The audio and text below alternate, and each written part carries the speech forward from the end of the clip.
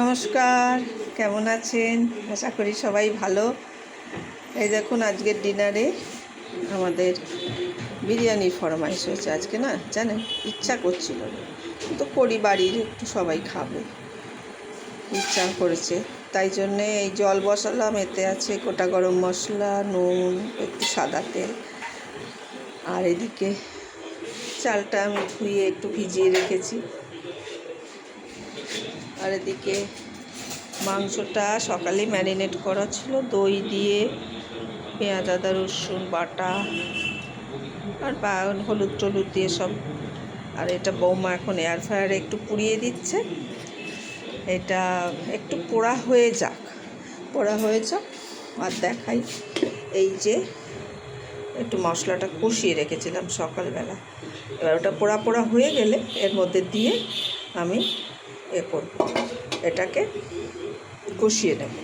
জলটা ফুটে গেছে, এবার আমি এটা দিয়ে দিই, চালটা দিয়ে দেবো, দিয়ে আমি মোটামুটি এই 70-75% ভাতটাকে সিদ্ধ করে নেব। এই দিয়ে দিলাম চাল, এটা ফুটুক। আজকে সকাল থেকে একটু কাজের তাড়া ছিল, রান্না ছিল, বেশ খানিকটা রান্নাও হয়েছে। আমার বাড়িতে কালকে জানেন একটু ইলেকট্রিকের কাজ হবে, এই রান্নাঘরেই হবে, আর সেই জন্যে আমাকে কিছুটা রান্না এগিয়ে রাখতে হয়েছে। কালকে ওরা সকাল সকাল বাকিটা সেরে নেবো, তাহলে ওরা এসে কাজ করতে পারবে, এই কারণে। তো চলুন ভাতটা হোক, তারপরে বাকিটা করছি।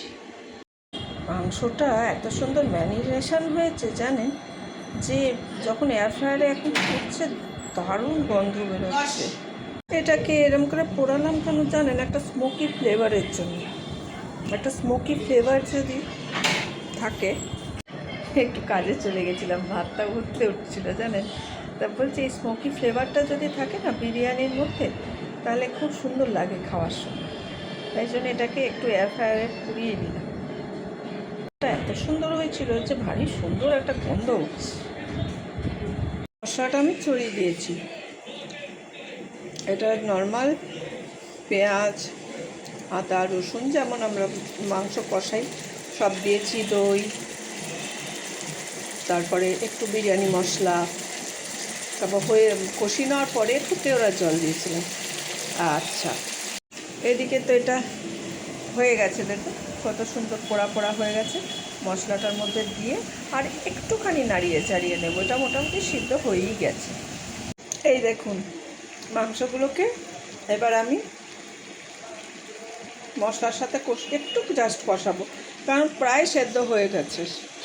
একটু ঢাকা দিয়ে রাখবো, মশলাটা কষানোই ছিল, আর এটা দিয়ে একটু ঢাকা দিয়ে রেখে একটু নরম করে নেব। যতটুকু তেল যা বেরিয়েছিল এয়ার ফ্রায়ার থেকে সব দিয়ে দিয়েছি। এবার একটু ঢাকা দিয়ে রাখি, ঢাকা দিয়ে একটুখানি হোক, মিনিট 2-3 হোক, তারপর বন্ধ করে দেবো। তো এই ঢাকা দিয়ে দিলাম, হোক 2-3 মিনিট, দিয়ে তারপর গ্যাসটা বন্ধ করে দেবো। এদিকে ভাতটাও হয়ে গেছে, আর তারপরে আমি ভাতটা ছেঁকে নেব। ভাতটা এখনও আমি ছাঁকিনি, কারণ একটু চাপা দিয়ে রেখেছি ভাপে হওয়ার জন্যে, তারপরে বাকিটা করব। এই যে দেখুন, এদিকে ডিম আলু সিদ্ধ করা আছে, ওদিকে কেশর দুধে ভেজানো আছে, তার সঙ্গে একটু মিঠে আতর, আর তারপরে কেওড়ার জল দিয়ে দেবো, ওর ভেতরে একটু গোলাপ জল, সব রেডি করা আছে।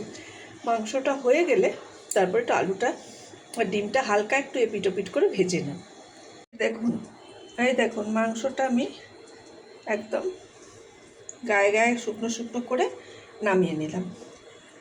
জাস্ট মাংসটার মশলাটা করা ছিল, এটাকে দিয়ে একটুখানি নাড়িয়ে চাড়িয়ে এই যে আমার লোকটা দেখুন হয়ে গেল। এবার কড়াইতে কড়াই একটু তেল দিয়ে দিয়েছি, এর মধ্যে আমি একেবারে ডিমটা আলুটা একটু সাঁতলে নেব। এই যে তেলের মধ্যে ডিম আলুটা দিয়ে একটু সাঁতলে নিই। এই দেখুন সব কিছু করে নিয়ে বিরিয়ানি পার্টিং করে নিয়ে সাজিয়ে নিয়ে এবার দমে বসিয়ে দেবো। তো এইটুকুই আপনাদের সঙ্গে আজ শেয়ার করলাম। ভালো থাকবেন, সুস্থ থাকবেন, শুভরাত্রি।